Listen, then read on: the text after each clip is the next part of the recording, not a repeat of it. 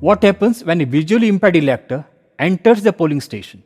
So let us see this situation. In the first instance, a literate visually impaired elector enters the polling station.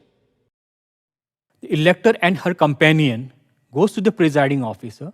The presiding officer directs her to go to the first polling officer. The first polling officer look at his marked copy and identify the elector with EPIC. Ma'am, do you want to use the braille? Yeah. So you want to use the braille? Braille? Yeah, I want to use braille. He calls out the name and serial number of the elector Serial number 195, Lalita Gaukar. and marks on the marked copy and also mark on the male-female count on separate sheet. Madam, this is Braille.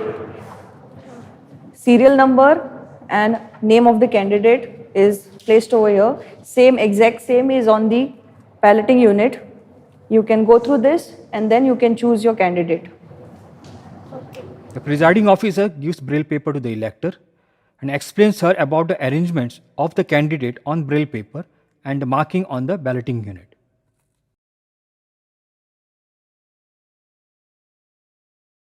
The second polling officer, upon hearing the serial number of the elector, notes it down on the voter slip, write detail of the elector on 17A register, asks the elector whether she wants to sign or put a thumb impression on 17A. The elector says she wants to sign on the 17A. The second polling officer takes her signature on 17A, puts indelible ink on left forefinger of the elector by requesting the elector to place the finger on the table and then issues voter slip. The companion takes the voter slip and goes to the third polling officer.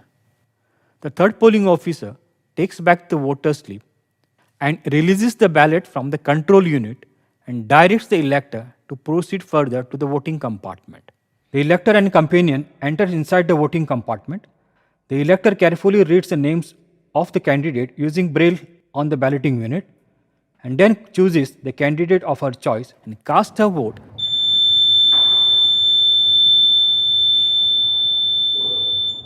And then proceed after the polling station with the help of the companion. The presiding officer keeps the record of the person with disability, that is PWD voters, on the format provided by the returning officer.